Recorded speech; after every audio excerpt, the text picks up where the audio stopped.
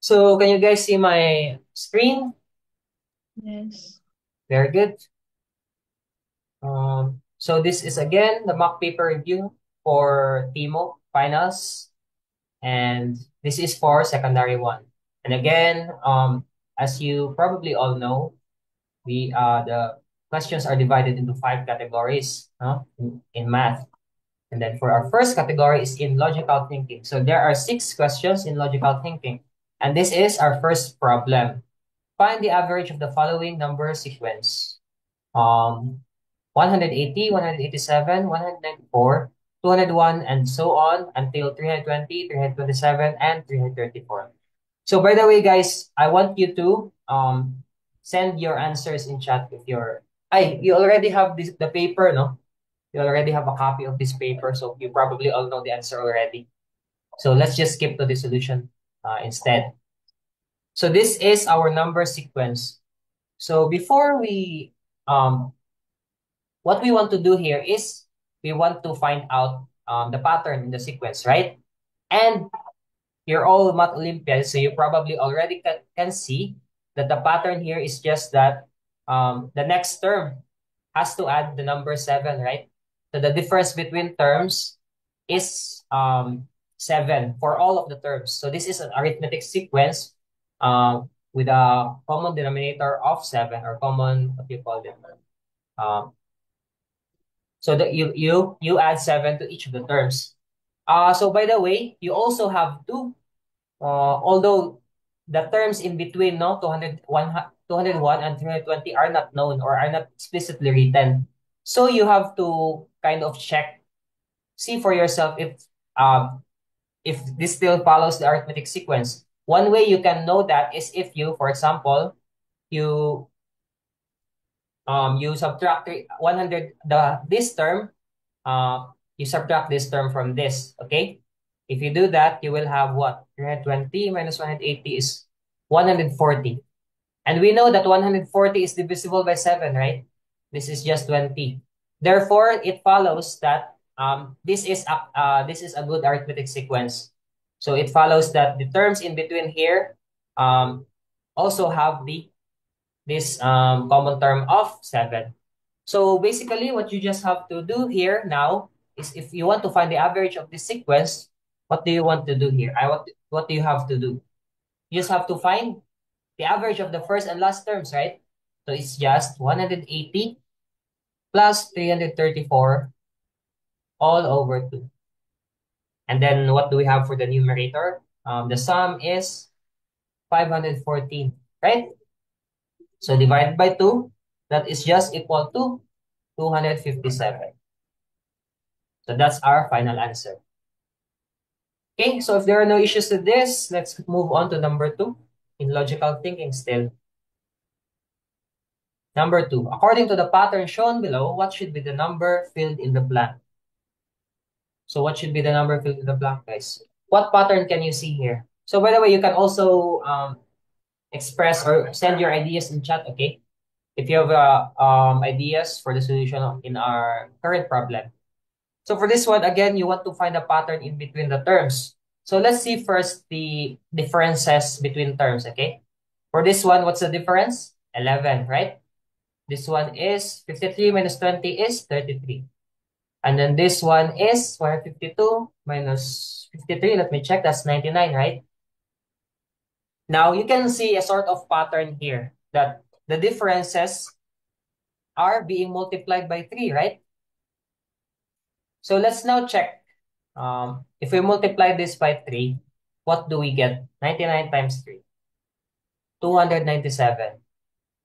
And then 297 times 3 is 891. If you multiply this by 3, we will have 891. So let's see. If we add 99 to 152, what do we get?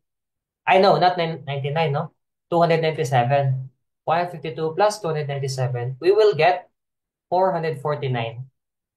And then what's the difference between 1,340 and 449? We have 891. So that means that our deduction of the pattern is correct. Okay? So there's also another pattern that you can see here. For example, the first term multiply by 3, and then subtract 7. That's 20. We do this with the other terms. We have 20 times 3 is what? 60 minus 7 is 53. And if you continue that, we will have the 3 times 3 minus 7 is 152. Therefore, the fourth term would be 152 times 3 minus 7, and that is equal to 449. And then just to verify, 449, so this is 449 minus 7 is equal to 1,340. So there are two ways, no, that we can do it. But for me, this is easier to see because we just look at the differences between terms, no? And we found out that the differences between terms are 11 for the first and second terms, and then 33 for the second and third terms, 99 for the third and fourth. So then we can deduce that the differences are being multiplied by 3, right? So that is what we did here. So either way, you can still find out that the answer is just 149. Did someone, okay, Liam wants to say something. Okay, Liam, I give you Can you like permission. show me number one? Number one, oh, Yeah. so let's Change just the go to paper. a quick recap of number one, no, because Okay. we've already covered it, and I'm assuming that you were late. So this class is actually being recorded, so you can check it later. Okay. But just to a quick summary na lang, a quick summary, okay, for number one. So let's just go for a just very quick recap. So this is number one, no? So as you know, this is our arithmetic sequence. As you can see, the differences between terms is 7. Yes. So all of the terms have the difference of 7, no? Yeah, And I also we just wanted to verified see this. the question. You I wanted to just see what? I just wanted to see the question. I think I know. Okay. So you already know the solution? Yeah. Okay. Okay, very good. So now let's move on to number 3. So this is number 3. Given that A is to B, or the ratio of A is to B is 3 is to 4, and the ratio of B to C is equal to 3 is to 2, C is to D is equal to 6 is to 7, and A plus B plus C plus D is equal to 690. Find the value of C. So for my students from our previous review last time, the solution that I gave last time was that you can write it in terms of fraction, right? You can do it like this, right? And then you just use algebra to find out the value of C. But there's another way that we can, or another technique that we can do, okay? So let me show this other technique instead. So we write the letters, okay? We write A, B, C, and D. And then for our first ratio, we have A is to B is equal to 3 is to 4. So let's write that here. 3 is to 4. And also B is to C, the ratio is 3 is to 2, right? What we want to do here is we want to find, we have two relationships that involve the variable of B, right? So now, what we want to do is we want to find the LCD of these two relations for B. What's the LCD or least common multiple of 4 and 3? It is 12, right? Okay, so it is 12. So now we adjust the other two relationships. How do we do that? We just simply 12 divided by 4 is equal to 3, right? Times 3 is 9. So the relationship of the ratio of A is to B can also be said to be 9 is to 12, right? That's just equivalent to 3 is to 4. We do the same for what do you call this? For the B ratio of B is to C, which is 3 is to 2, right? We divide 12 divided by 3 is equal to 4 times 2 is 8, right? So again, the ratio of B is to C is 3 is to 2 can also be written as 12 is to 8. So that's just equivalent, right? So we do this again for the other our next ratio, which is C is to D is equal to 6 is to 7. So we write here 6 is to 7 for C and D. And then we do the same, no? We find the LCM of 8 and 6. And the LCM is what? For the greatest common factor, we have 24, right? Can you all agree on this? So this is 24. So again, we adjust the ratios of the other variables. 24 divided by 8 is what? 3. And then we'll multiply that by the other terms in this relationship. So we have What was it? 24 divided by 8 is 3 times 12 is 36. And then 24 divided by 8 is equal to 3 times 9 is 27. Now for D, we use this 6, right? 24 divided by 6 is 4 times 7 is 28. So now we are on equal footing for all of the variables. Okay? So as you can see, you can also verify, no, this is our final ratios, but you can also verify that 27 is to 36 can be simplified to 3 is to 4. And then you can also do the same for the other ratios. So now we have this. So let's add everything, no? 27 plus 36 plus 24 plus 28.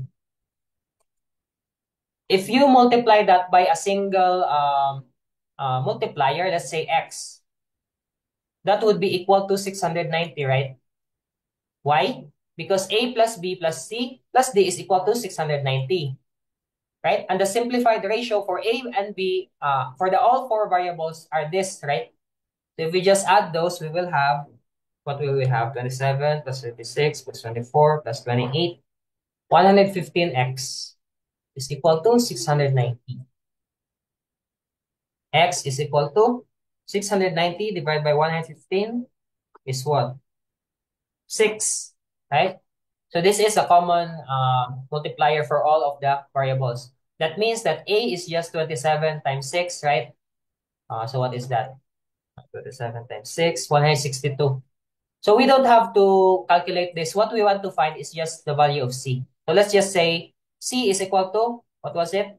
24 times X, which is 6. So 24 times 6 is 144. So this is our answer, okay? So in this final ratio, you have to multiply it all by 6, and you will find that their sum will be 690, right? So but what we want to find is just the value of C. So this is the final answer of 144. Are there no issues with this one? If there are none, let's move on to number 4. So this is number 4.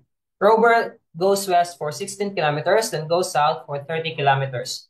How far is he now from the original position in kilometers? So let's draw. He goes west for 16 kilometers and then goes south for 30. So how far is he from the original position in kilometers? So this is the final position, the original position.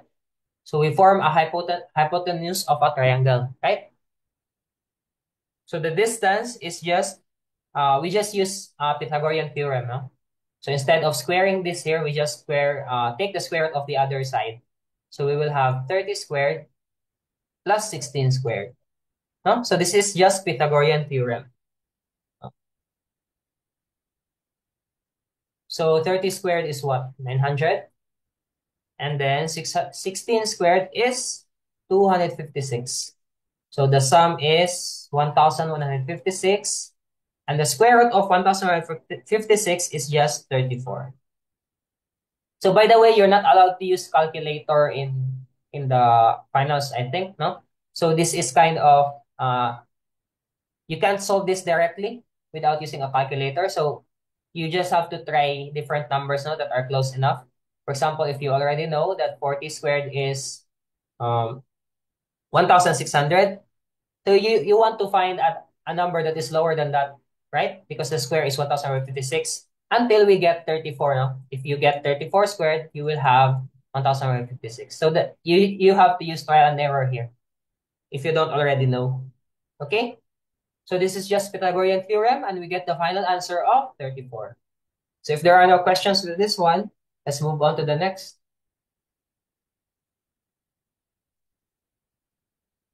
So number 5. There are some chickens and goats in a farm. The number of chickens is 5 times of the number of goats. The total number of legs of chickens is 144 more than the total number of legs of goats. How many goats, goat or goats is or are there? So for this one, we use algebra, okay? Let's use some variables to express the number of chickens and goats. For example, we let C be the number of chickens. Chickens. And then we let G be the number of goats. Goats. So how can we use algebra for this? Let's just express the sentences in terms of algebra, okay? So the number of chickens, C, is equal to 5 times the number of goats, so 5G. And then the total number of legs of chickens. Total number of legs of chickens, how can we express that in terms of algebraic terms? We can have 2C, right? Because each chicken has 2 legs, right?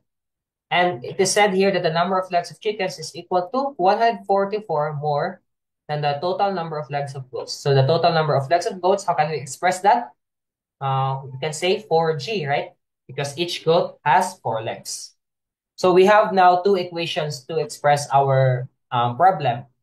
So let's just kind of simplify this. We can have um, 2C minus 4G is equal to 144. And then we know here that C is equal to 5G, so this is just 2 times 5G minus 4G is equal to 144. And then 2 times 5 is 10, minus 4 is 6, so 6G is equal to 144.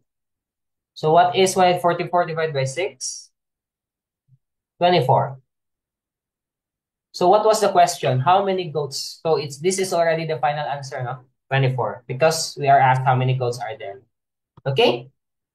So if you're not sure in these kinds of problems, if you're not sure with the final answer, you can just what do you call this? You can just check, no? For example, for this one, 24 times 5, uh, this is 120. So the number of chickens is 120. And then if you want to verify that, you can verify this equation, no? But this is the final answer already. So let's move on to the next problem if there are no questions. So by the way, no, this problem is in logical thinking, but we used algebra to find the answer. So sometimes some questions in a specific category, we can use a different type of approach or a different branch of mathematics to solve the problem. Okay? So let's move on to number 6, which is the last problem in logical thinking. So this one is kind of interesting. We're kind of playing a game. A, B, C, D, and E are passing ball. A holds the ball at the beginning. After 3 passes, B holds the ball. After 6 passes, E holds the ball. How many different ways is or are there to pass the ball? So the critical question here is how many different ways for it to reach the 6 passes, okay? We're already considering up to the 6 passes, which is that the truth or the fact that we can see here is that E holds the ball at that final pass, okay? So let's draw a table here to make it easier to see. No? We have A, B, C, D, E for our rows. And then for our columns, let's have pass number. So we have pass number 1 up to 6, okay? 4, 5, and 6.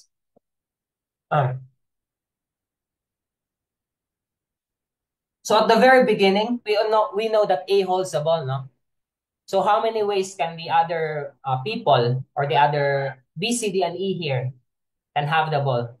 So in the first pass, you can't go to A again, right? Because A holds the ball at first, and then he or she passes to other person. So there are for each person, they will have one way to have the ball, okay?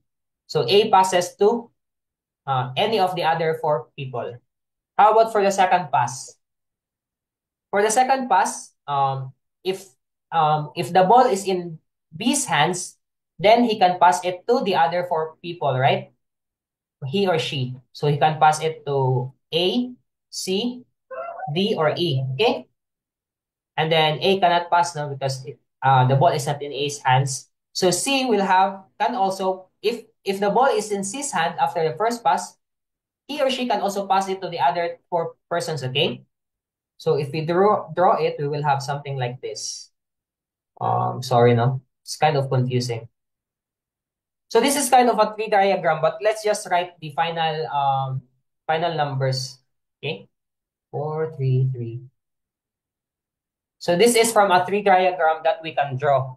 So how do we analyze this? So B can pass, no, let's look at it this way. At the second pass, A can have the ball four ways, right?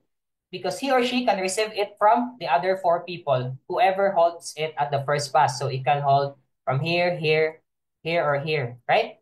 So there are four ways. However, for the other four people, they can only have it three ways, right? Because the ball is not in A's hands at that moment. So if it is in B's hands, then we can get it from C, D, or E, okay? So that's just three, okay? So we just add the other variables or the other people. Now for C, we will have 0 plus 1 plus 1 plus 1 again, no? We draw kind of a tree diagram. So that's 3. And then the same way for D, we will have 1 plus 1 plus 1 plus 0. Okay? So I hope that's clear. But now, we know for a fact that after 3 passes, B holds the ball. Okay? So how many ways can it reach B at the third pass? Again, we just have to write kind of a tree diagram. So 4 plus 3 plus 3 plus 3. So what's the sum? 13, right? So let's delete the branches. Now, we are sure that B holds the ball. Therefore, 0 for the other people. Okay? 0 for the other people. Because we are very sure, it is already stated here that B holds the ball. So, 13 here. Now, for the fourth pass, we again draw the tree diagram. So, here we will have 13 plus 0 plus 0 plus 0. Okay? So, that's just 13. And then, for the other people except B, it will also be just 13, right? And then you will have 0 for B because he or she must pass at the fourth pass, right? Must pass to other people. Okay, so this is 0 here. And then again, we can do the same for the fifth pass. We add the other four. 13 times 3 is what? 39. So this will be 39 here, 39 here, 39 here. But now for B, we have to add 14 instances of 13, right? Because he or she can receive it from the other four people. So 13 plus 13 plus 13 plus 13, or 13 times 4 is 52. And now we know that at the final pass, after 6 passes, E holds the ball. So 0 for the other guys, okay? Or the other people. 0. So we just have to add A, B, C, D, and A, B, C, and D. So 39 times 3 plus 52, right? 169. So you don't have to add this because this is from E. So you add this other 4. Okay? So the final answer is 169. So I hope I explained this clearly. But if you have any questions, you can raise your hand right now so we can address it. Otherwise, we will move on to our next category of questions. So I assume there are no questions. The final answer again is 169. So let's move on to the next one. Algebra. Number 7. Given that A and B are real numbers and satisfy equations A plus B equals 11 and AB equals 30, find the value of A squared plus B squared. So for this one, we want to use the identity that if we square the binomial of A plus B squared, we will have what? Using the FOIL method, we will have A squared plus 2AB, right? Plus B squared. Oh, someone is raising their hand. When? Dang, Min. Okay. What's your question? So you can unmute yourself or send your message in chat. Hello? Nguyen Min? So what's your question? Okay. So that might be an error, no? So, okay. Again, if you want to use the FOIL method, right, you will get this identity. That if you square the binomial A plus B, you will get A squared plus 2AB plus B squared. And then we just have to use manipulation to find the value of A squared plus B squared. This should be equal to what? A plus B quantity squared minus 2AB. So what I did, I just transposed this term, no, to the left side, and then I just flipped the left and the right portions of the equation. So I hope you follow. So now we already have the value for a plus b and ab. So this is, we just have to substitute the values, right? So a plus b is 11, and then ab is 30. So 11 squared is 121, and then 2 times 30 is 60. So we will have 61. So are there no questions with this one? So this is pretty straightforward, right? Just you have to use the identity of squaring a binomial a plus b and substituting the values. So I hope there are no questions with this one.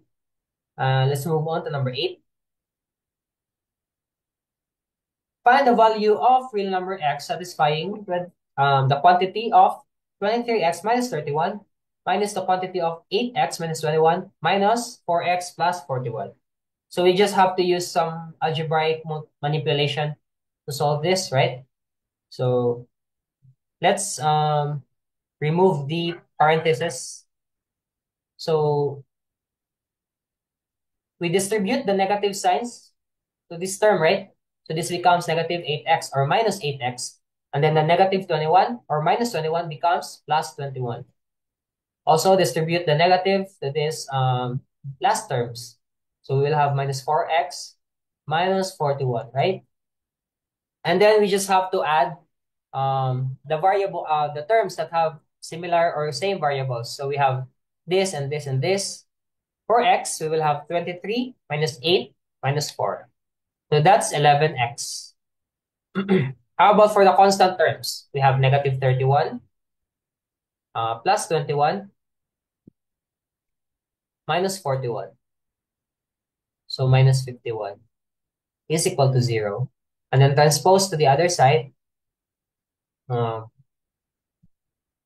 x is just equal to 51 over 11, which is also equal to 4 and 7 over 11. So either of these answers are correct. So this is pretty straightforward. But in the final competition, you just have to be careful with the signs, okay? Always look at the signs. So be careful. Although this seems quite easy or straightforward for you guys, always make sure that the signs are correct so that you won't have any mistakes. So this is the final answer. I assume there are no questions with this one. If so, let's move on to the next, number 9. So still algebra. Factorize x squared plus 12x minus 189. X squared plus 12x. So for this one, an easy technique or the fastest technique that we can have is if we immediately distribute x to two terms, right? So we already know that it will have this form. And then we just have to look at 189 and we factor that out. Let's just see the prime factors of 189. 189. So we will have 3 squared. No, not 3 squared. It's 3 cubed times 7. Let me just check. 3 cubed times 7. Yes, that's 189. So the differences between the two factors should be 12 or negative 12. No, positive 12. So let's try 3 squared and 7 times 3. Sorry. 3 squared and 3 times 7. So that's 9 and 21, right? So that will, clearly, that gives us 12, no? So as you can see, if we use the FOIL method, we will have here 21 times 9 is 189, right? So the two terms here must have different signs, right? Because the product is negative 189. So this must differ in signs.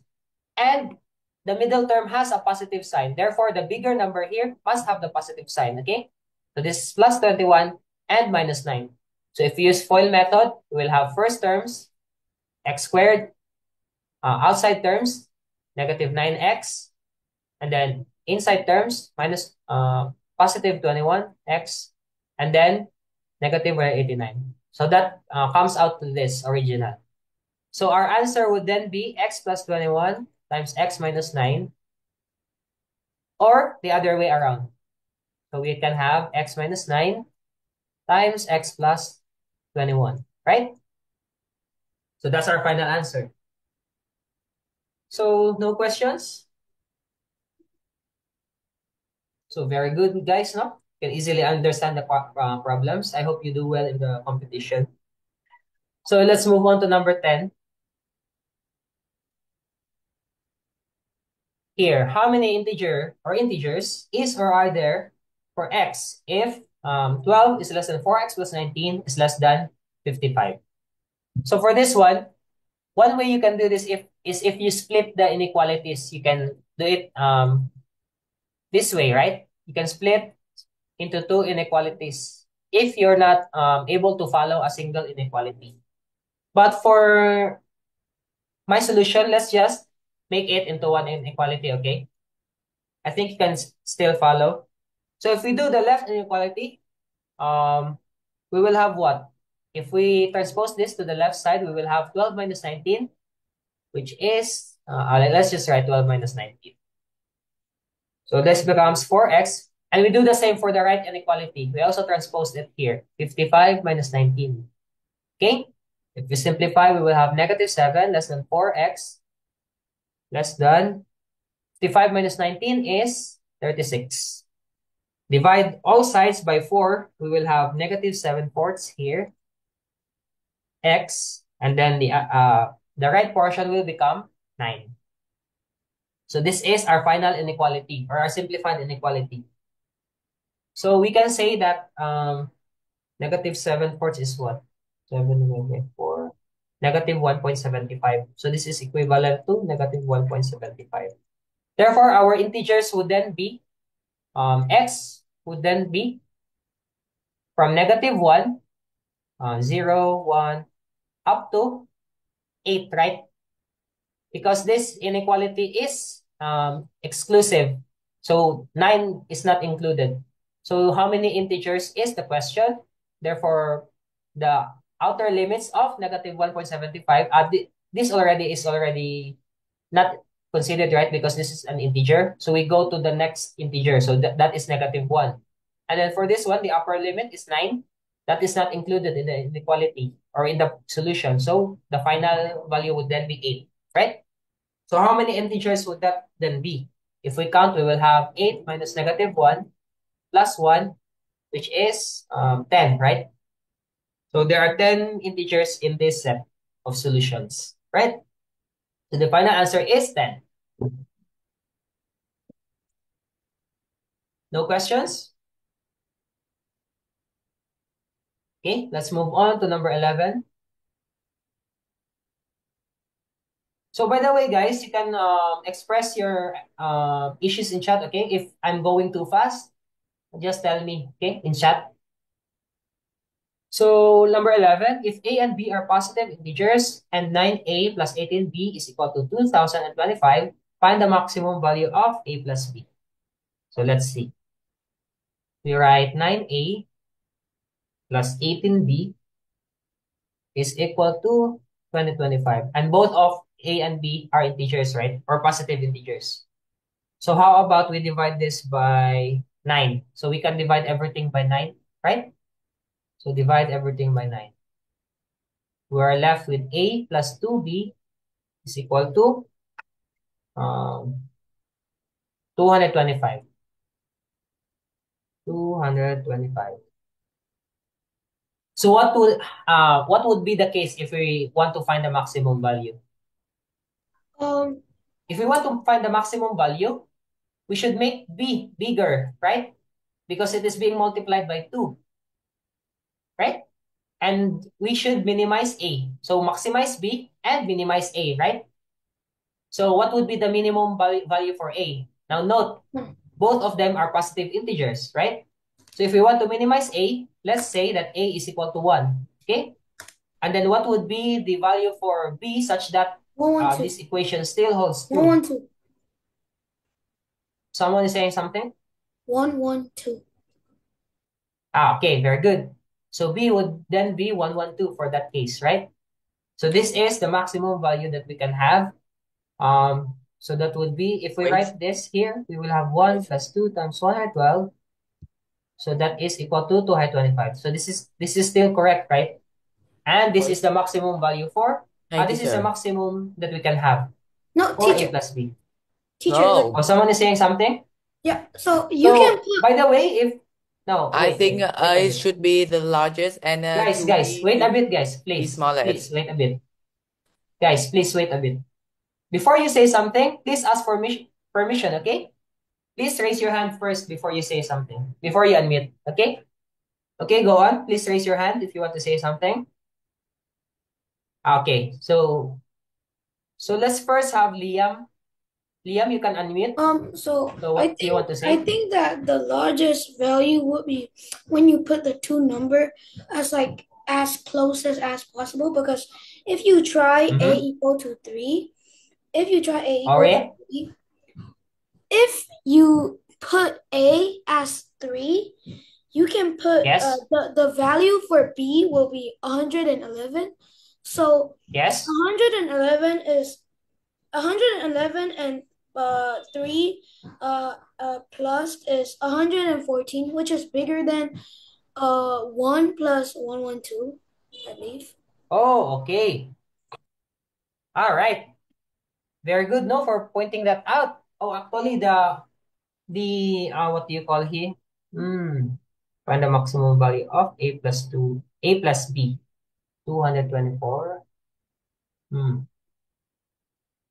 Oh, so you have a copy of this question, right? Of this Oh wait. Okay, let's have Lynn. What do you want to say, Lynn? Shouldn't A be 223 and B be 1? Because if we want the maximum value of the Yes. sum of A plus B, A should be 223 and B should be 1. Ah, right. That's the correct answer, okay? So sorry for that, no? This is incorrect solution. Oh, by the way, thank you. Thank you, Linda, for pointing that out. So this is incorrect. Sorry. So I did it the other way. That should be the minimum, not the maximum, right? So it should be maximum. So what you want to have instead is the opposite of what I just said, right? So what you want to have is you want to minimize B and you want to maximize A, right? So the minimum that we can have for B is 1. So that's the opposite, no? And then what would be our A? Our A would just be 2 to 3, right? So 2 to 3 plus 2 times 1 is 2 to 5. So that is correct. So what's the maximum value of A plus B? It is simply 2 to 3 plus 1, which is 2 to 4. So the correct answer is 224. So thank you for pointing out, no? I made an error there. I did the opposite. I found the minimum instead of the maximum. So this is the correct way to do it, okay? So you want to minimize the one that is being multiplied by, that will become a bigger number. So because there's a B is being multiplied by 2, so you want to minimize that, right? So let's move on to number 12, which is, I think, yes, this is the last question for the algebra portion. So find the value of y if it follows this system of linear equations, x plus 2y equals 3, and 4x plus 5y equals 6. So what we want to find the value of y. So in this way, if we have this system of equations, the best way would be what? We should eliminate x, right? Because we want to find y. So one way to eliminate x is if we have multiplied this by 4, right? The first equation, we will have 4. So this becomes what? 4x plus 8y. No, there's also a 4 here. So we have 12. And then we subtract the second equation. Okay, minus this equation. So this becomes negative 4x, negative 5y. And this also becomes negative. So we can just cancel out the 4x. So what we have here, this is 3y. And then this is 12 minus 6 is 6. Right? So y is just 6 over 3, which is just 2. Right? So that would be the fastest way that we can find the solution of the problem, right? So what we did is we eliminated the variable x because we want to find y. So I hope this is pretty simple to follow because this is straightforward, right?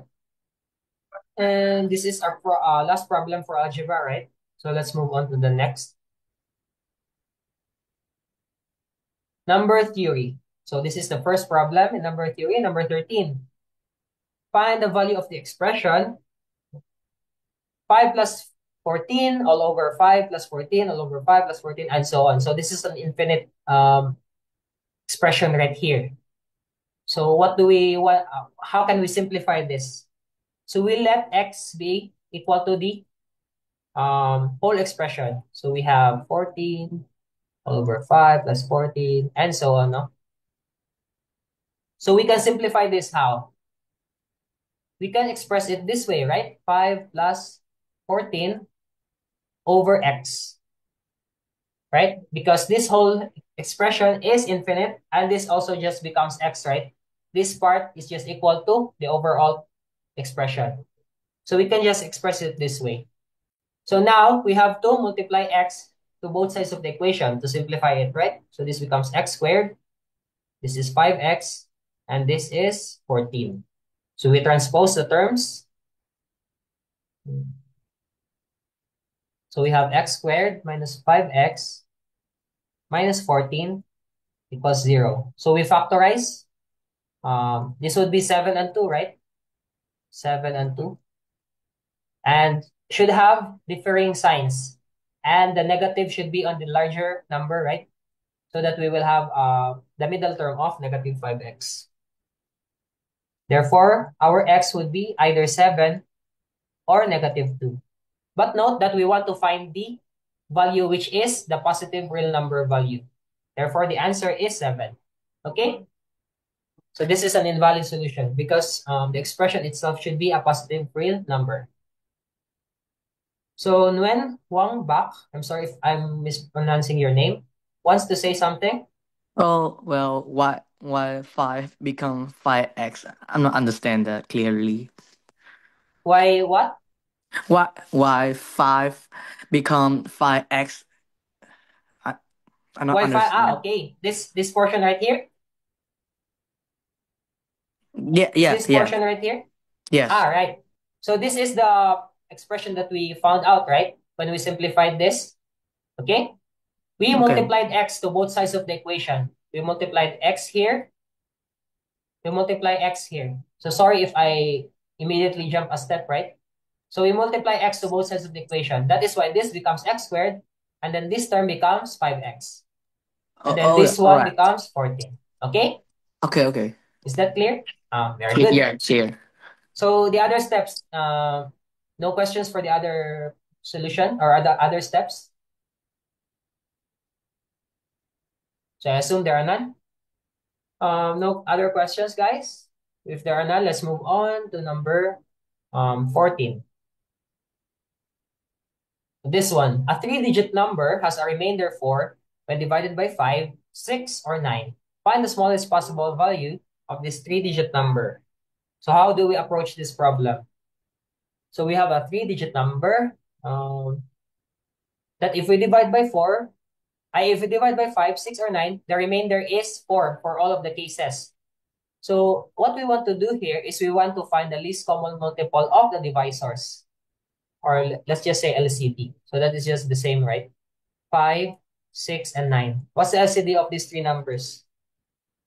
This is, I think, 5 times 3 times 2 times 3, right? Correct me if I'm wrong. So there's a 3 here, a 3. So that's 9. This is 6. So this is 90. So this is the LCD, right? 4, 5, 6, and 9. 90.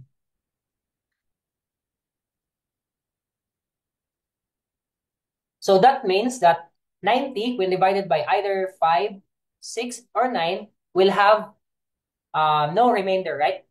Because 90 is divisible by all three divisors. Now, if we want to do it, if we want to simplify at the next number, we just have to add 4, right? 90 plus 4 is equal to 94. If you divide this by either 5, 6, or 9, Let me confirm. 24 divided by 6. Yes. So 94 will have a remainder of 4 when divided by 5, 6, or 9, right? So that is 4 away from our LCD. But notice, you just take note that what we want to find is a 3-digit number, right? 3-digit number. And by the way, it should be as the smallest possible value. Smallest 3-digit number. So instead of having 90, let's move on to its next multiple. The next multiple would be 90 times 2, right? The next multiple of 90. So that is 180. So let's add 4 to 180 instead. So we will have 184. So this is actually the correct answer. This is the smallest one that we can have. Okay?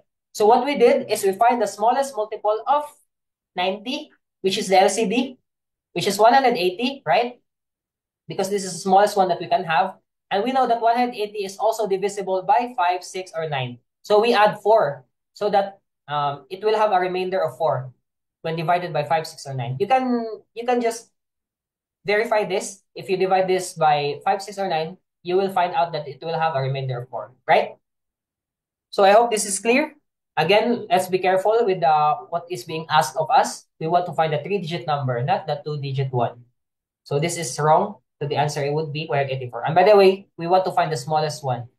So if we want to find the biggest one, you have to look at other multiples of 90.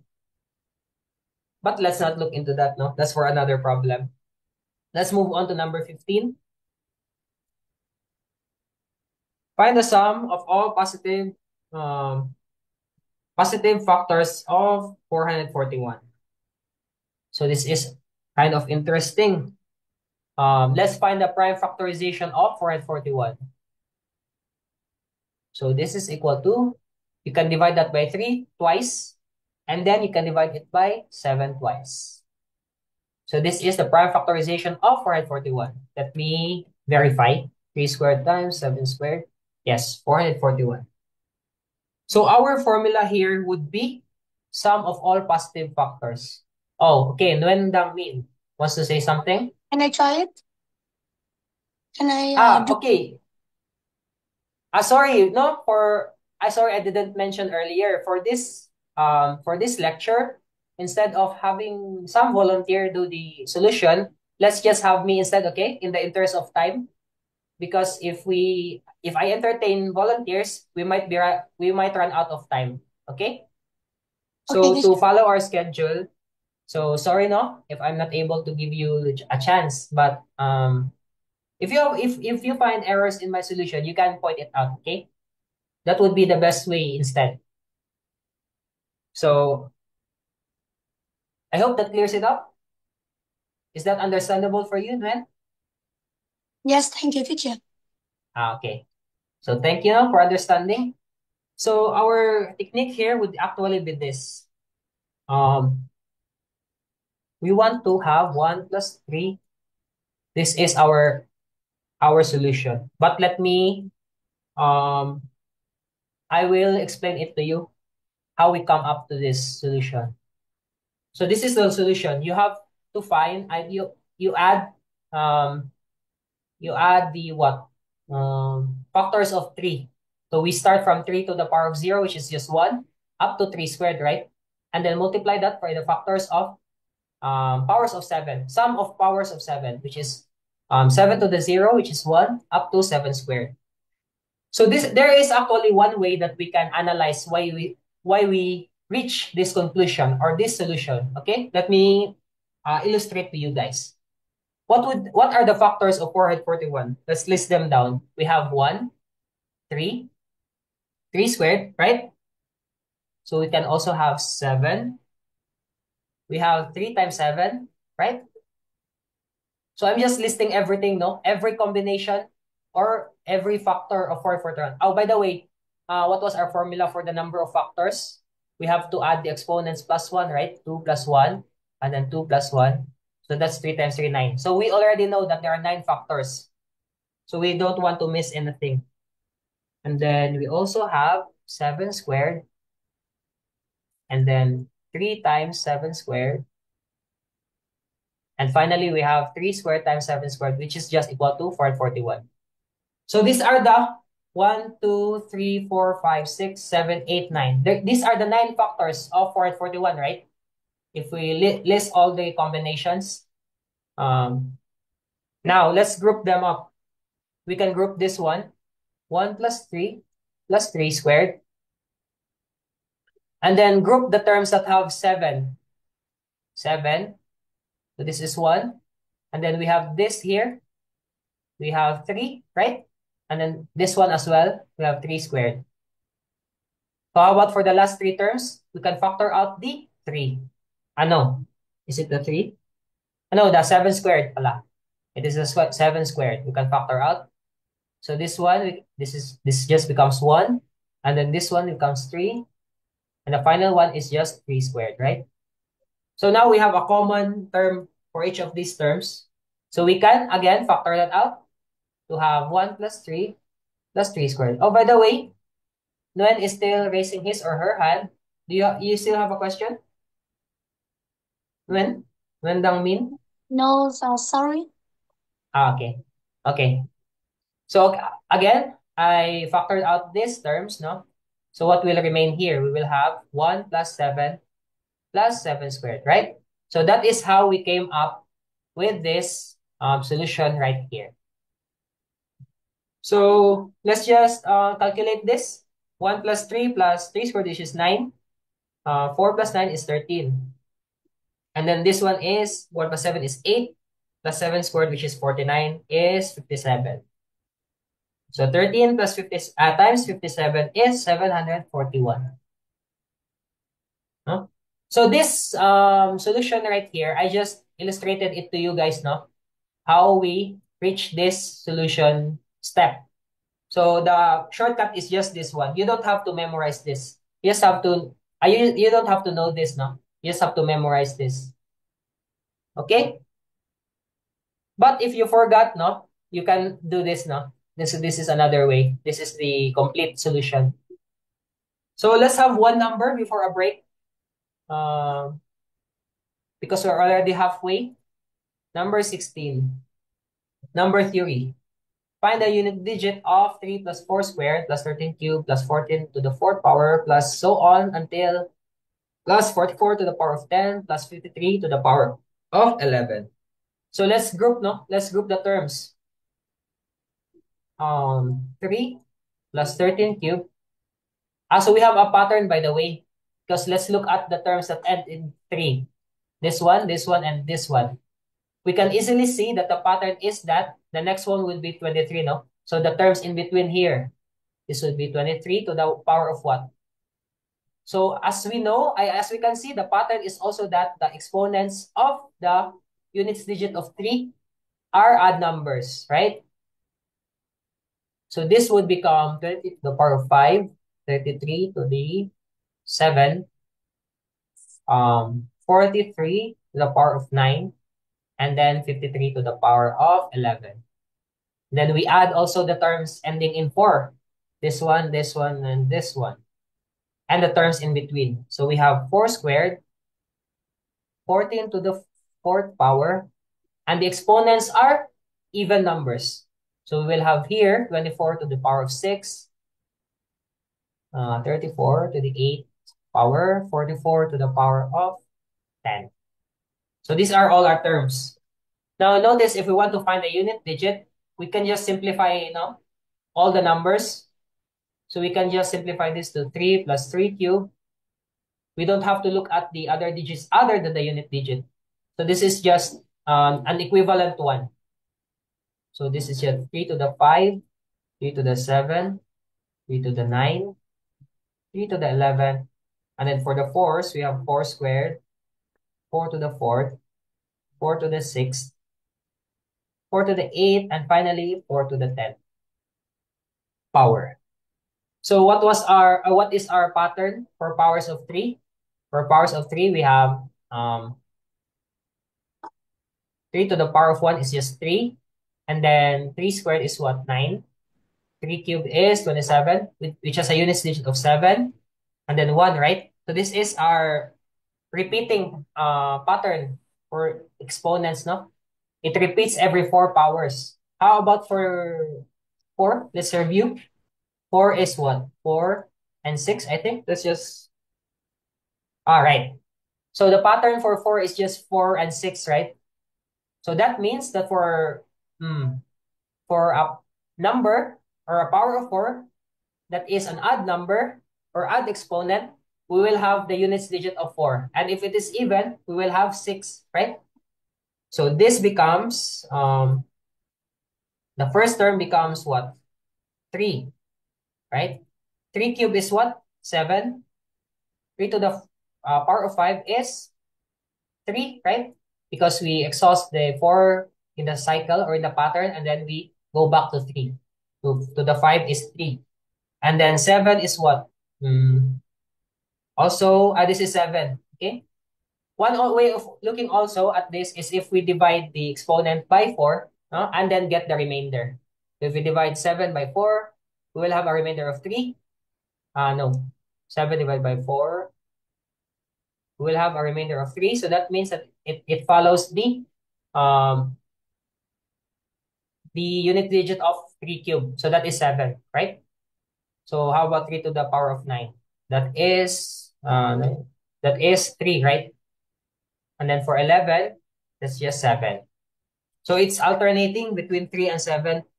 How about for the units digit for 4? We have, all of them have even numbers as exponents, right?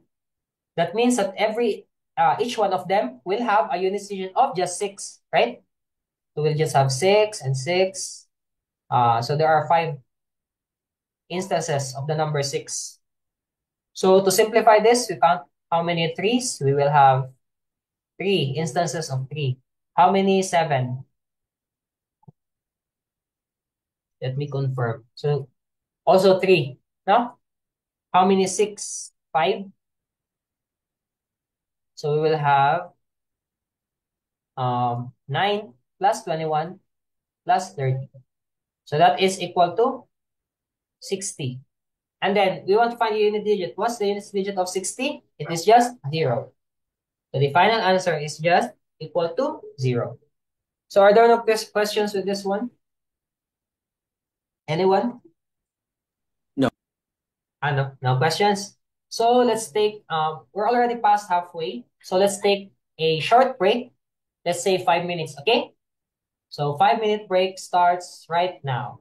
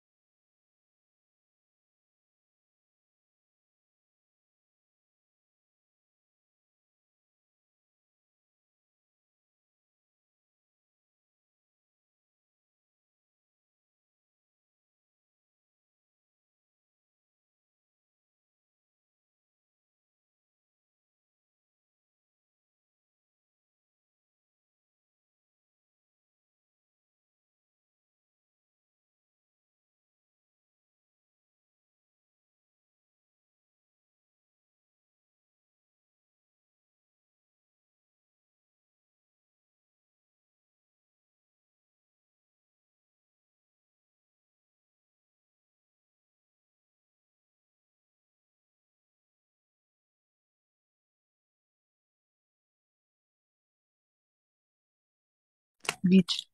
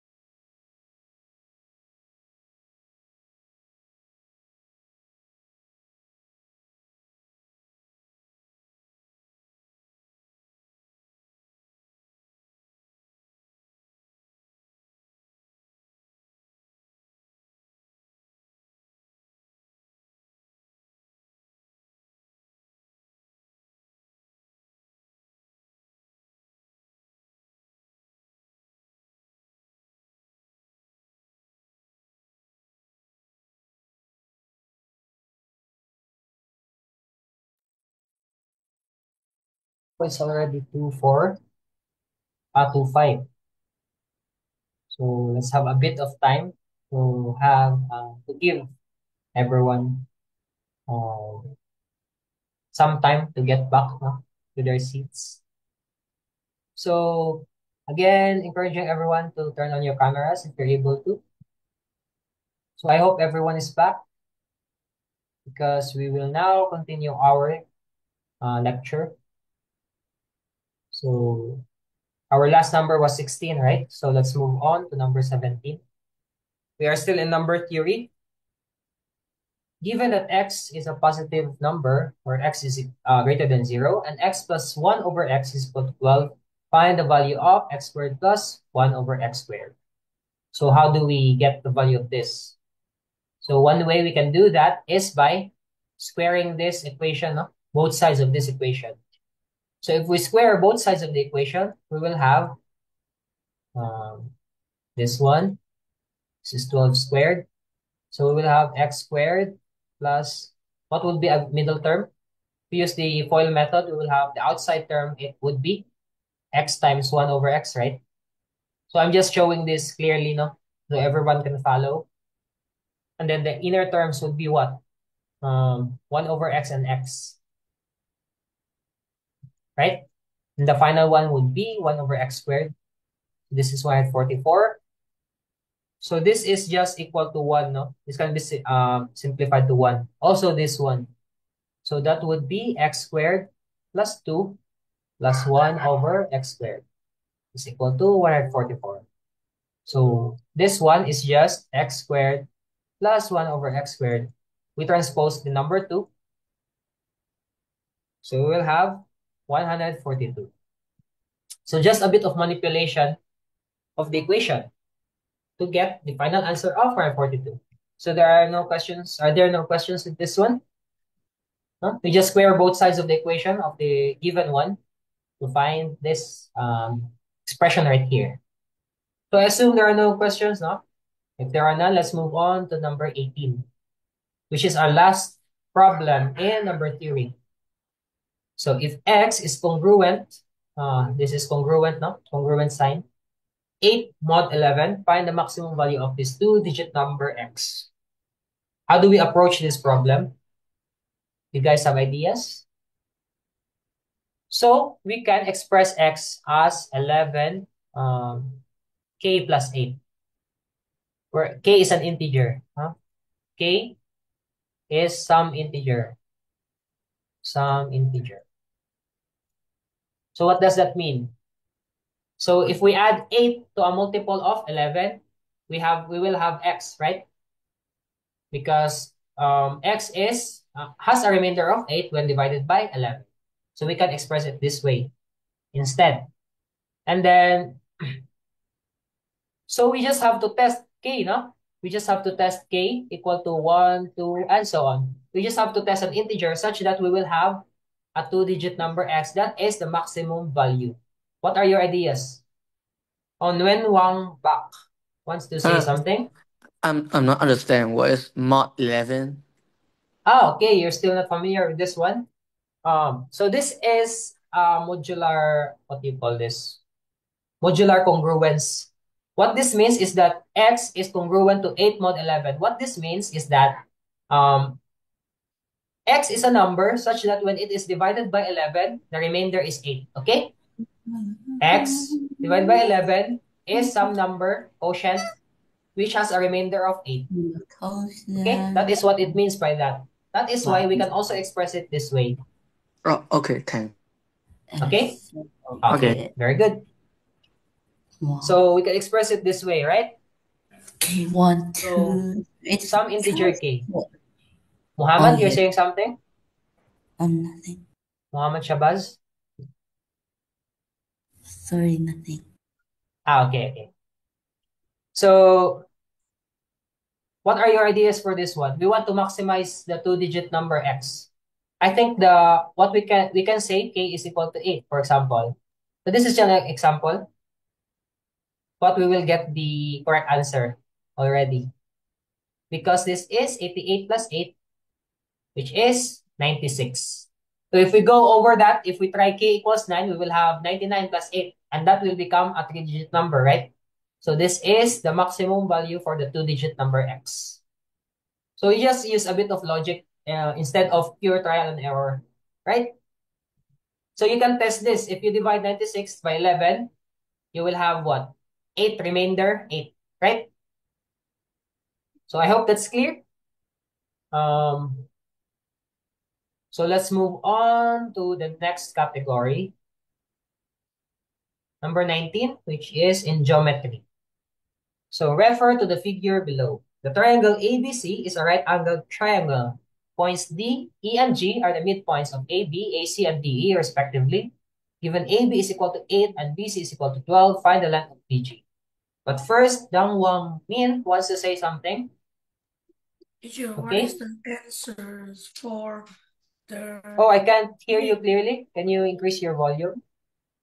what is the answer for the 17 17? questions and 18 questions?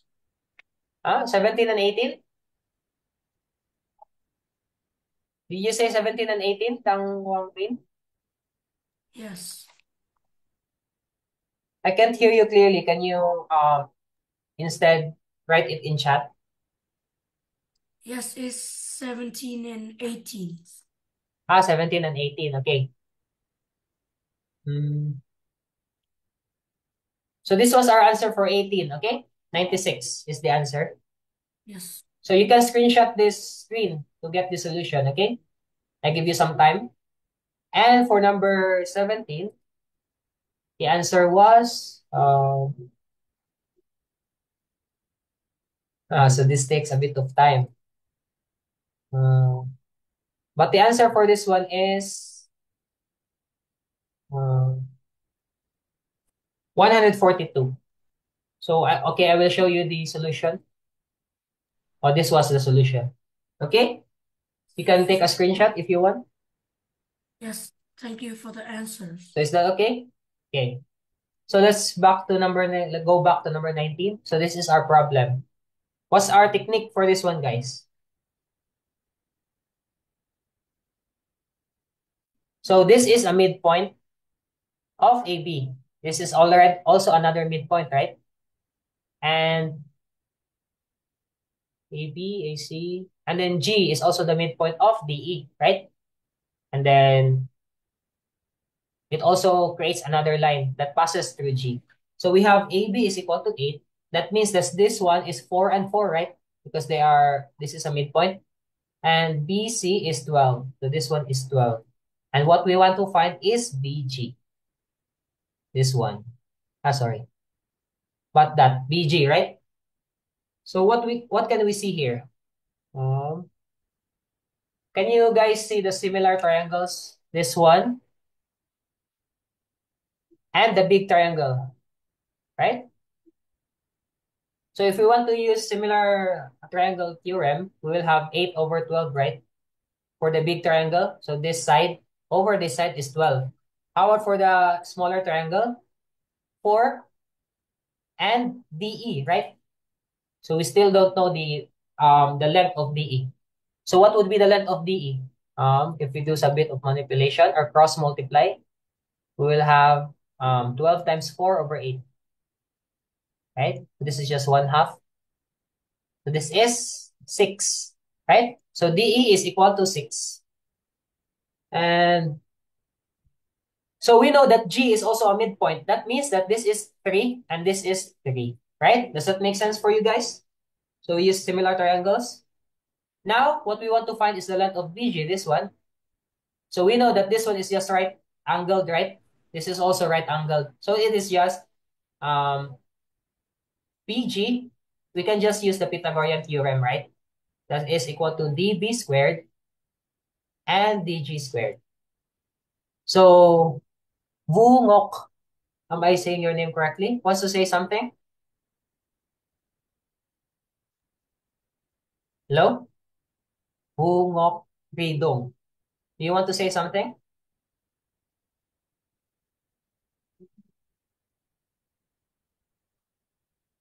Oh, you're not saying something, so I'm just going to continue what I'm doing, okay? Okay. So this is what? You already know 4, 3, no? Pythagorean triple. That is just equal to 5. But just to show, no? This is 16, and this is 9, so that is square root of 25. So that is just 5. Okay, Nguyen Dang Mi wants to say something? Teacher, how do you know Yes. D is triangle? DE? How do you know D is right angle? How do I know that ADE, the smaller one? Uh, This one? how do you know ADE? no, how do you know GDB is right This triangle? one. Yes, GDB. yes, is right Okay. triangle. You want to know if that is a right, how do I know that that is a right angle triangle? Yes, yes. No? Yes? Okay. So for this one, the way we know that is that this is just what? This is a midpoint, right? And this is another midpoint. Okay? And this, we can show that this is just parallel to this one, right? Because they are both in the midpoints. So that means this is parallel to this one. Therefore, this is the line DG is just perpendicular to DB, right? So they are perpendicular to each other. So they form a right angle triangle. Does that make sense for you? Yes, thank you, teacher. Okay, very good, no? So thanks for us asking questions, guys. No, that is very good that you participate in the discussion. That you're asking questions. So we already brought that up. So if there are no questions, there are no issues with this problem. Let's move on to number 20. Number 20. We're still in geometry. A solid cuboid is formed by combining 300 cubes with side length 1. Find the smallest possible total surface area of the cuboid. So what does it mean by cuboid? That is just one way of saying rectangular prism, right? So if we have this 3D object, for example, these are the hidden sides. So this is the length, width, and this is the height. So this is just an illustration, no? That is a solid cuboid or rectangular prism. So we want to combine the 300 cubes with side length 1. What is the smallest possible? So if we want to find smallest possible total surface area, what would be our dimensions? Okay, Ni Nguyen Pao wants to say something. Can you please show again number 19? I can't. For me to screenshot, please. You want to screenshot? Okay, sorry, no, I was going too fast. Thank you. Oh, by the way, next time, no, if you want to, please be fast enough so that I won't go back to the previous problem, no. Please make it fast if you want to address an issue. Okay? I will give you a bit of time to screenshot. So is that enough? I'm was done. it? Thank you. Okay, very good. So for next time, okay, please be fast with your concerns. Raise it up or as quick as you can so that we won't waste time. Okay? So go back to number 20. So let's draw again, just to show what are rectangular prism or solid cuboid. So sorry for the drawing, no? So this is the length, the width, and the height. So if we want to minimize the total surface area, what would be the best idea that we can have? We want to make the dimensions as close to each other as possible, okay?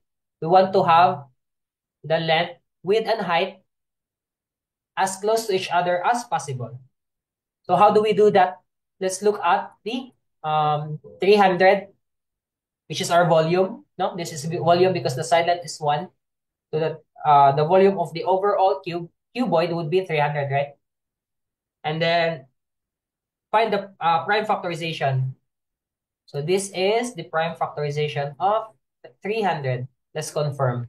2 squared times 3 times 5 squared. Yes, that's 300. So what would be the closest dimensions that we can have. Let's try 5, 6, and 10. So those are the closest dimensions, no? 3 factors that we can have for 300 that would make the dimensions length, width, and height close to each other as possible. So this is equal to 300. So let's have this as our dimensions. What's our formula for surface area? It is twice the length and width, right? No, that's not plus, that's multiply. And then twice width and height, and twice the length and height. So this side, no? This side is the length times width. This side is the width times height. And the opposite side is also a width times height. That is why we multiply by 2, no? Does that make sense for you guys? So this would be 2 times length times width. Let's just say this is the length, the width, and the height. Although that does not make sense for the illustration, but don't take that as a don't take this illustration as our representation of our problem, okay? Or our dimensions here. So this is 5 times 6. So I just factored out the 2, okay? So that we can have 6 times 10. And then we also have what? 5 times 10. So this is 2 times 30 plus 60 plus 50. Right? So this is 2 times the quantity of 90 plus 50 is 140. Therefore, our answer is 280. So this is our smallest possible total surface area. So if you want to confirm, you can also try other 3 factors of 300, no? That are not close to each other than 5, 6, and 10. And you will find out that the total, the surface area for those combination of dimensions would be greater than 280. So you can confirm on that on your own. So let's move on to the next number 21. Still in geometry. For real numbers x and y, point M with the coordinates x5 is the midpoint of point A for y and point B 14, 3 in our rectangular coordinate system. Find the value of xy.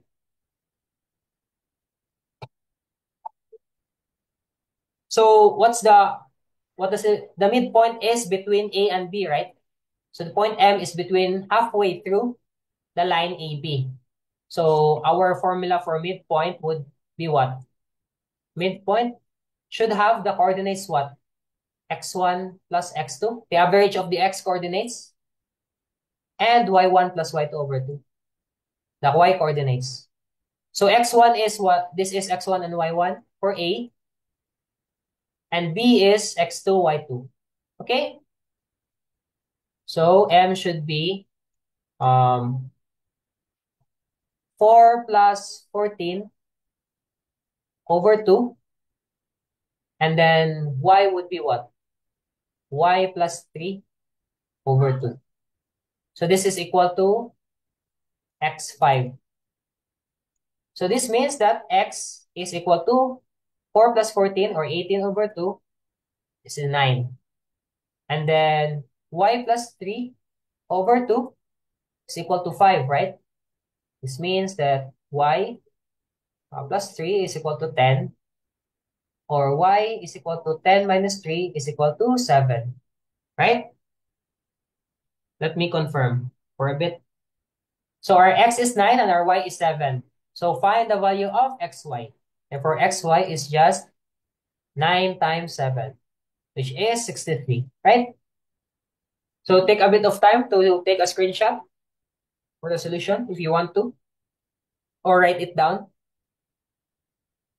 Okay, so what we did is we just used the formula or the logical solution for finding out the midpoint of between two numbers, no, in our rectangular coordinate system. So we found out that x and y is 9 and 7. So if there are no questions, if there are questions, raise your concerns right now. And if there are none, let's move on to number 22. Okay, I assume there are none. Number 22. Given that an interior angle of an n-sided regular polygon is 17 times of its exterior angle, find the value of n. So what's the formula for an interior angle of an n-sided regular polygon? This is the formula, okay, for the interior angle. So I assume many, if not all of you guys already know this, no? This is for the interior angle. And then, it is said here that is 7 times the exterior angle. For any n-sided polygon or regular polygon, it is always 360 over n, right? So this is the formula for exterior angle for any n-sided regular polygon. So we express our problem in terms of algebra, no? So 17 times the exterior angle. So this is our solution or our equation. So we can cancel out the n from both sides, right?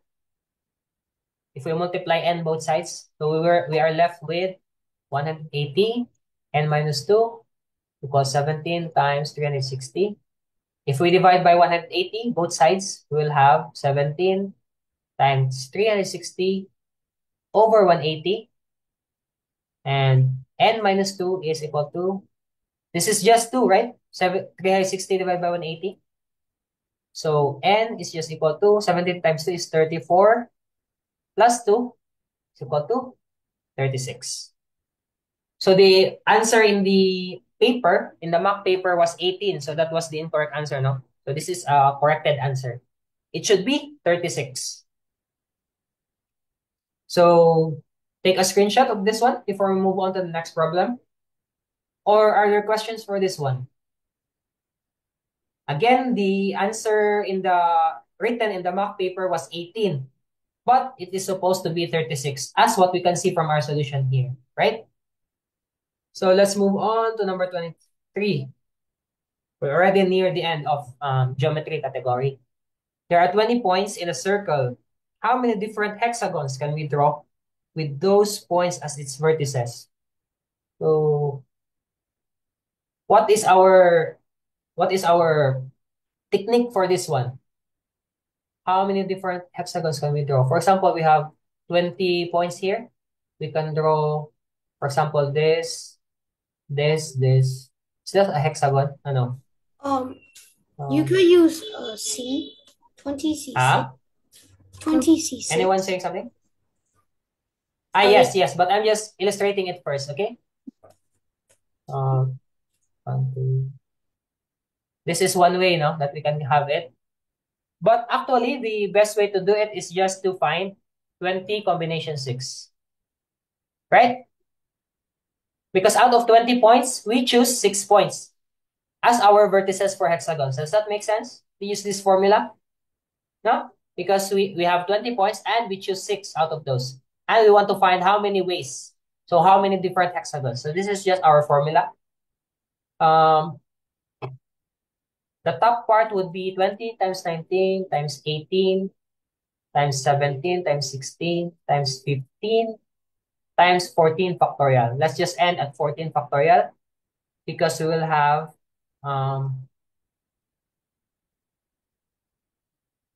in the denominator, we will have 20 minus 6, which is 14 factorial, right? So we can cancel out the 14 factorial. Now, how do we simplify this? Let's see what we can cancel out. This 5 times 4, we can cancel out the 20. And 6 times 3, we can cancel out the 18, right? And then we can cancel out 16 over 2, this one. This becomes 8. So we are left with 19 times 17 times 8 times 15.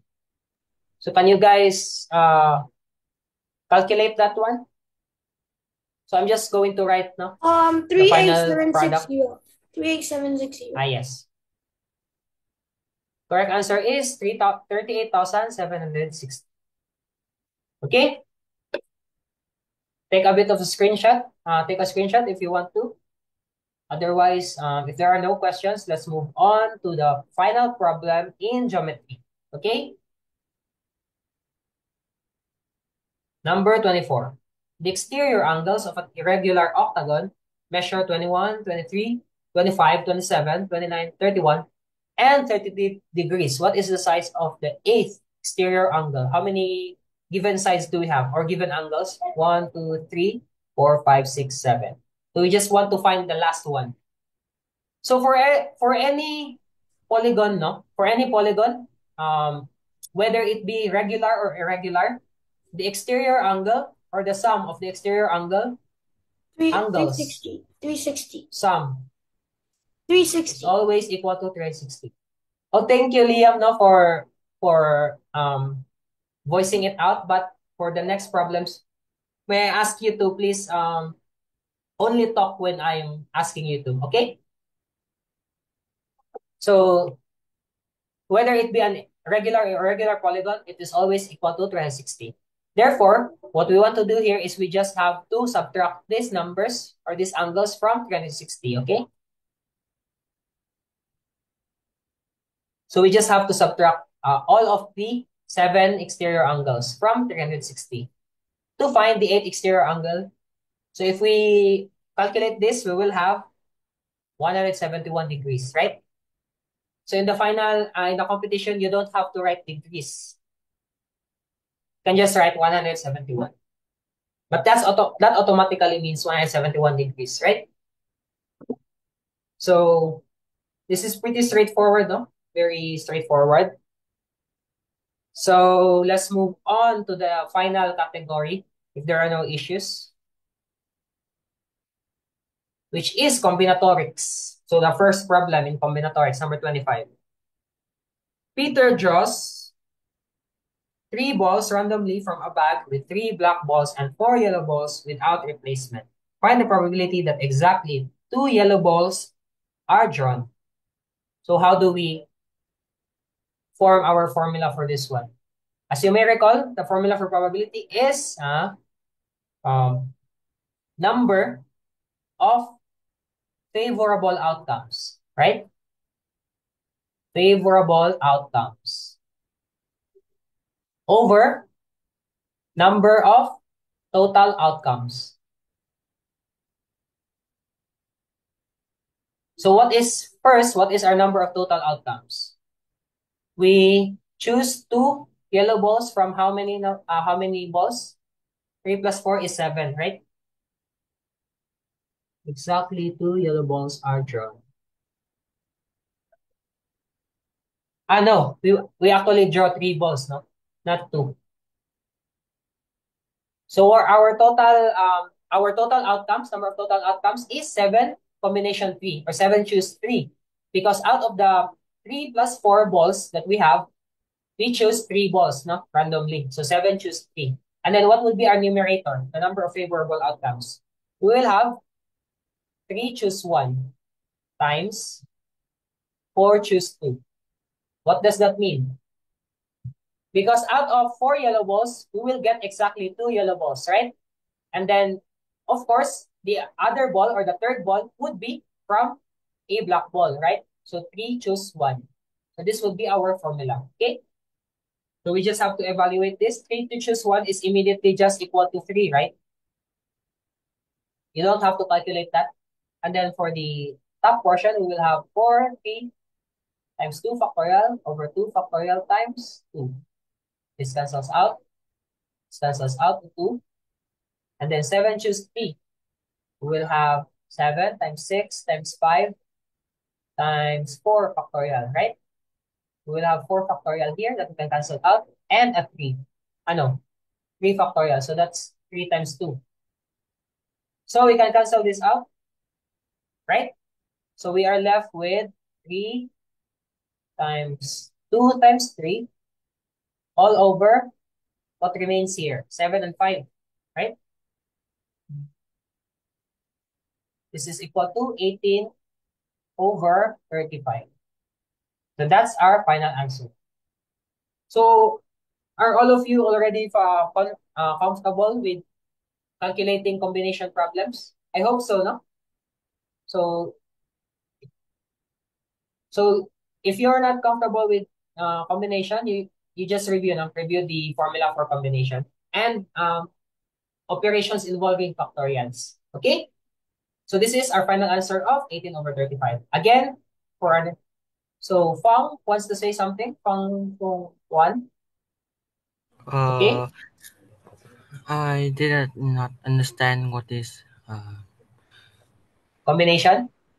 C. No, letter C stand for. Hmm? Can you repeat your question? The letter C in the fraction stand for. Letter C? Yes. What does it mean? It means combination. Okay? Oh, In combinatorics. Is that your question? yes. Okay. So this is just combination, no? Thank you. So this is our, do you still have another question? Or none? None. Okay. Can we move on to the next number? Okay. Let's move on to the next. Number 26, right?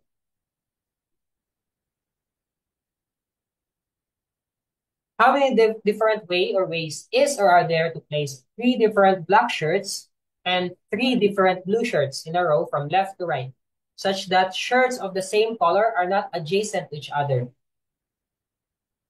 So how do we solve this problem, guys? Number 26. Okay. So my technique for this one is just how many different ways? Okay, okay. 3. So there are a total of 6, no? 6, 4, 5. What I want to, this is another or shortcut method, no, for dealing with problems such as this. So I want to arrange these 6 different shirts. 3 of them are black and 3 of them are blue, right? So these are the 6 in the blank. These are the 6. For the first one, we can have a black, no? We can have a black. And we can't have a block that is next to it, right? Because shirts of the same color should not be beside each other or adjacent to each other. So this should be blue. And this should be black. This should be blue. So this should alternate, no? So we can also start with blue, right? We can start with blue and then black and then blue and so on, right? So how many ways can we have for the first what do you call this one? If we start with black, blue, alternating.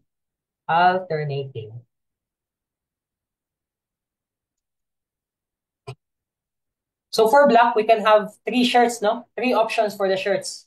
And then for the blue, we can have again 3 options for the shirts.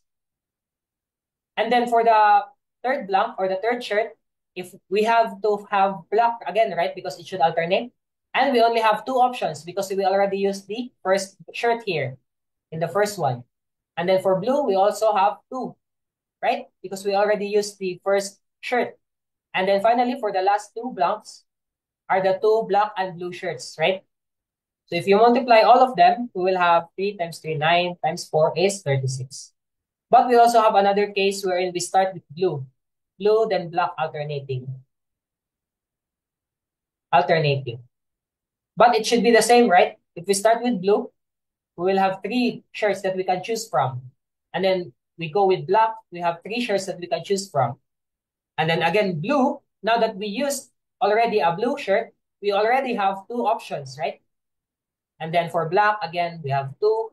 And for the final 2 shirts are the last shirts for each color.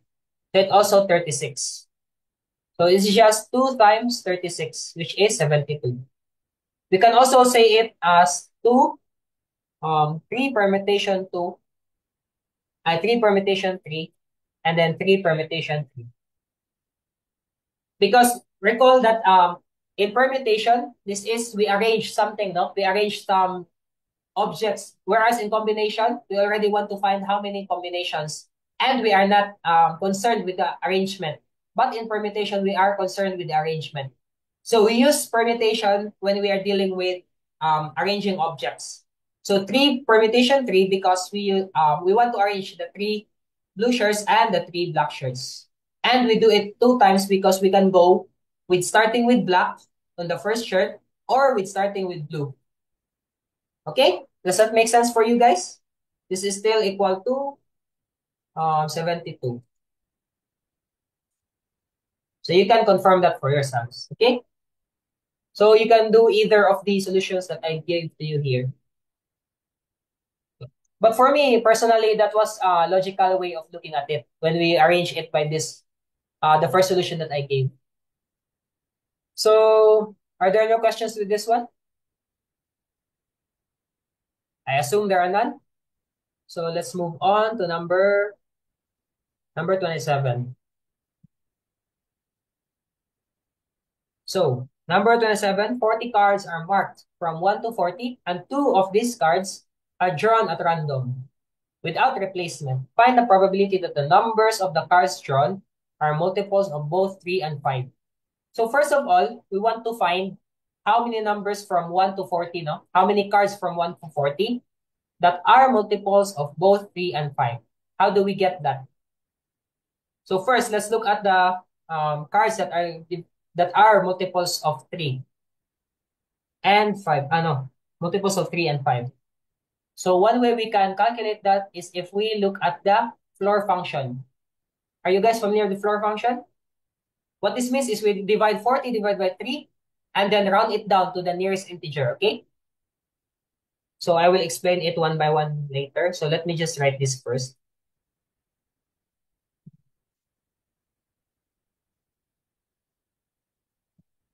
So to count how many multiples there are from 1 to 40, we get 40 divided by 3 and then get the floor function, no? So 40 divided by 3 is 13.333, but if we round it down to the nearest integer, we will have 13, okay? So that is what it means by the floor function.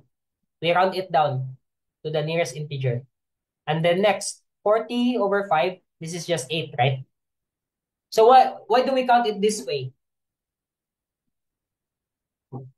Multiples, this is incorrect pala. Both multiples are both multiples of 3 and 5.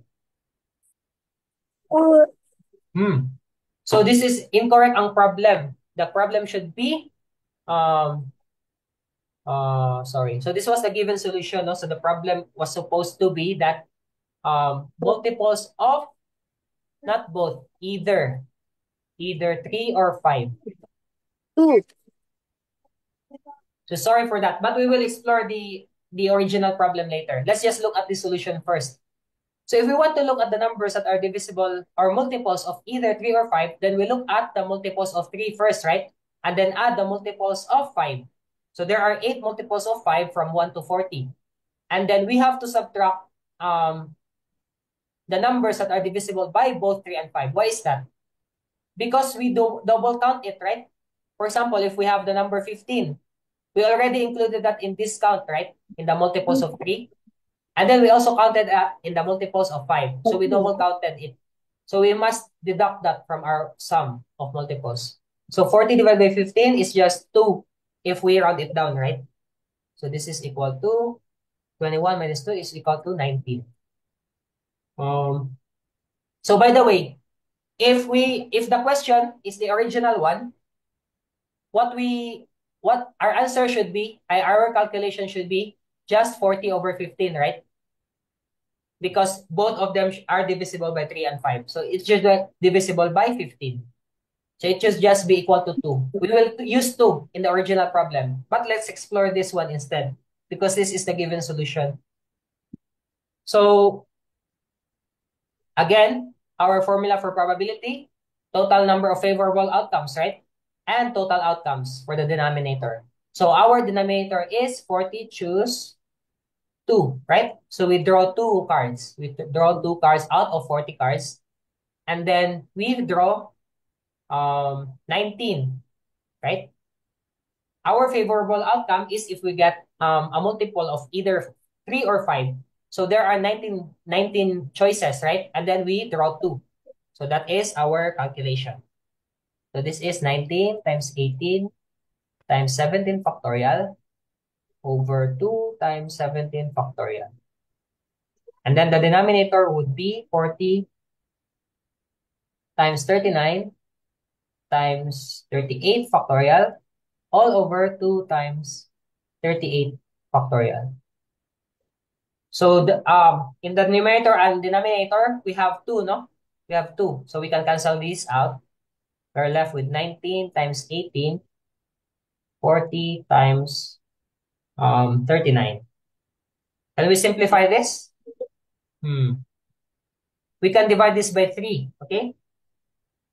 This becomes 6, this becomes 13, right? And then we can simplify further. 40 times 13. We can divide this by 2 and this by 2. So we will have 19 times 3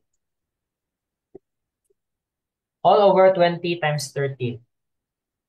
So the numerator would be 57 and denominator is 260.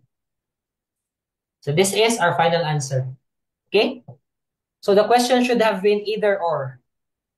Are both multiples of 3 and 5? Sorry for this one. No? There's an error right there. So this is our final answer. So take a screenshot if you want to. So are there any questions for this one? Because if there are none, let's move on to number 28. Third to the last problem. Number 28. If we choose three numbers from 1 to 5 to form three-digit numbers with repetition, how many of these three-digit numbers is or are divisible by 9? So what's the divisibility rule? Divisibility rule by 9 is that if its digits are divisible by 9, right? So, for example, we have 1, 3, 5. So that's, if we add the digits, we will have 9, right? So for this problem, we have to list the possible combinations, right? 1, 3, 5. We can write it as 135, 315, and so on, no? But the quickest way is if we just write 3 factorial, no? Or 3 permutation 3 or 3 times 2, which is just 6.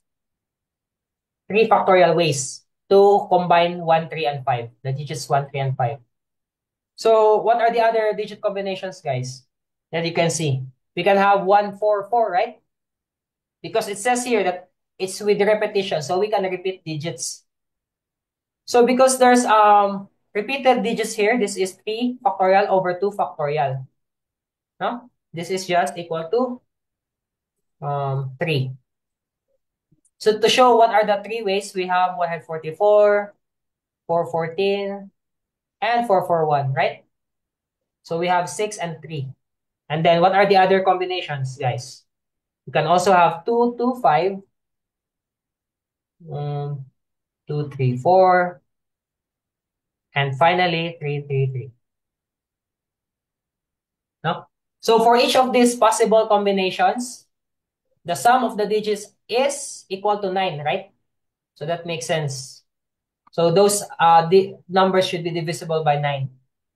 So this one, it has a repeated digit, no? 2 repeating digits. So this is also equal to 3. And this one does not have a repeated digit. So this is 3 factorial or 3 times 2 equal to 6. And then this one, we can only have the number 333. So only one number. So if we add everything, this one, for every combinations, every possible combination, we will have 6 plus 3 plus 3 plus 6 plus 1. So we will have 19. 19 combinations or possible numbers. Is that, does that make sense for you guys? Or can you still find another possible combination? I think there are none, no? I think we already exhausted all the possible combinations. Let me verify. Yes. No other possible combinations? So the final answer is 19. So we have total of 19 three-digit numbers that are divisible by 9 using the numbers 1 to 5. So if there are no questions with this one, you can take a screenshot for a bit and then let's move on to number 29. Is 20 not 19? Is 20 Also, not 19? sorry, so who's the one talking? Is it Is 20 not 19? now what do you mean? I 6 can't plus understand you. 3 plus 3 plus 6 plus 1 equal 20 not 19. Is equal to what? I can't hear you clearly. It is equal to 19. No, it is equal to 19. Can you please confirm, guys? 6 plus 3 is 9, Yeah, plus 3 is it's equal 12, to plus 19. 6 is It's equal 18, to 19. plus 1 is equal to 19. Right? So maybe you just you have an extra 3. That is why you're saying 21. No, an extra 2. Or maybe you wrote this as 3, not 1. Okay? The correct answer is 19. Is that clear? So I hope so, no? So there are no questions. Let's move on. No other questions. Let's move on to number 29. So number 29 is how many ways are there to split? Somebody's saying something.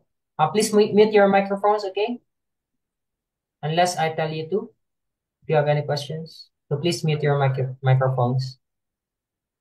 And also, please don't annotate unless I tell you so. So how many ways are there to split 2025 students in groups of equal sizes? So another way to interpret this is how many factors are there for 2025, right?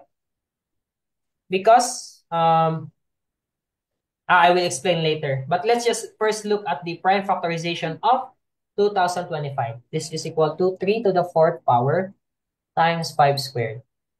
Let me verify. Yes, that's correct, right? So our formula, again, if you're not familiar, number of factors is equal to first exponent of the prime factor, second exponent plus 1, and so on, up to how many factors there are. So in our case, we have 4 in our first prime factor. So let's have 4 plus 1, and then 2 for the second prime factor, 2 plus 1. So we have 5 times 3 is equal to 15. So this is actually our final answer. But I will explain to you guys why we use this solution. So if you analyze the problem, how many ways are there to split 2025 students in groups of equal sizes? We can boil it down to saying that how many factors there are, right, for 2025, because we can group it into, for example, if we group it into one big group, so that means the size is 2025, right? We can also group it in 3 equal sizes, right? We can divide it by 3 equal sizes. And the size would be what? 2025 divided by 3, for example, which is 675. So there are 3 groups of 675 students, right? And then we can also say, if we divide it by 5, right? 25 divided by 5 is 405. So however way that you want to split the number of students into groups of equal sizes, you must always use the divisor, which is a factor of 2025, right? Does that make sense for you guys? So this ends at 2025. So this means, in this extreme case, this means that we divide 2025 students into 2025 groups. That means that each group will have only 1 student. So that is also viable, no? That is also a valid solution. So that is why we interpreted this problem into how many factors of 2025. Therefore, our answer is 15 factors. Okay? Does that make sense for you guys? Or are there any questions? If there are none, then I'm going to give you a bit of time to screenshot the screen, the solution for this problem.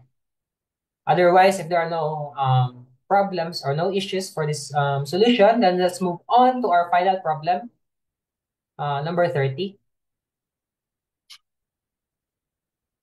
Number 30. So this is our final problem in combinatorics and in the whole paper itself. So a flight of stairs has 10 steps. Andy can go up 1 step or 3 steps at a time. So note this, take note of this, 1 step or 3 steps at a time. How many different ways are there for Andy to go up the stairs? So in these kinds of problems, the most non-confusing way to do this is if we write a table. Okay? So let's say the first row is the number of steps. So let's start first at step 0. So that means at the ground floor. Okay, 1, 2, 3, 4, 5, 6, 7, 8, 9, 10. And then for our second row is the number of ways. So this is our table.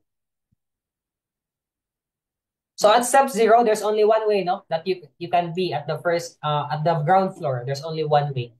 So the technique for this one is you have to add the previous floor to your current floor or current step. But notice that you can only go one step or 3 steps at a time. That means that, for example, here we can go one step, so there are 1 plus 0 ways, so it is one way. And then for this one, we have to add the 2 previous, no? 1 plus 1 is 2. And then for this one, for the third step, we have to add the previous and the 3 steps previous, okay? This one and this one. So 2 plus 1. So this is equal to 3. Because we can go up one step or 3 steps at a time. And then for the fourth step, rather, we add this one and this one. So we will have 1 plus 3 is equal to 4. Right? And then for step number 5, we add this and this, okay? The 1 step previous to it and 3 steps previous. So we have 4 plus 2 is 6. So if we do that for all of the problems, did I go? So I made an error pala.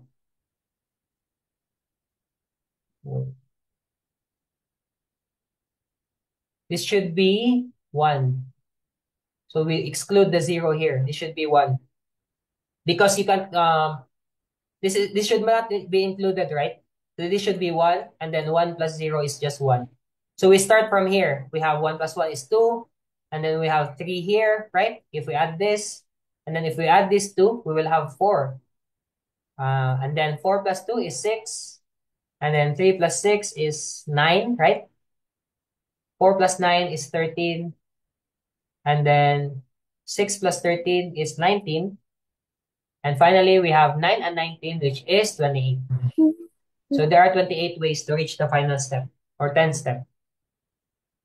So are there questions with this one?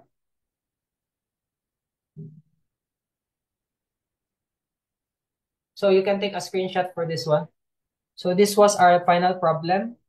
So it's also near 3 p.m. now. So we finished the problem at a good time. So are there questions for this one, or do you have any questions for me regarding the previous problems? If so, then you can raise it at this moment before we end our session. So I'm going to give you guys a bit of time. So are there no questions? No. I assume there are none. Okay. So thank you everyone for listening in to our lecture today. And by the way, if you want to review these problems, this class is being recorded. So the recording of this lecture right now might be provided to you later. Okay, you can ask the admin for a copy of the recording of this lecture. So again, thank you everyone for listening in. Thanks also for participating, for giving the corrections later. No, I did an error and you pointed it out. So thank you for that. So overall, thank you for participating. And I hope you guys do well in the competition. So how many weeks are there left for Timo finals? So good luck in the finals, okay, guys? I hope you do well in your competitions. So goodbye, everyone, and thanks for listening in. Thank you. Bye. Thank you. Appreciate Thanks goodbye. also. Thank you. Bye. Thank you. Bye. Bye. Bye, everyone. Have a good Bye. day. Yes, sir. Thank you. Bye.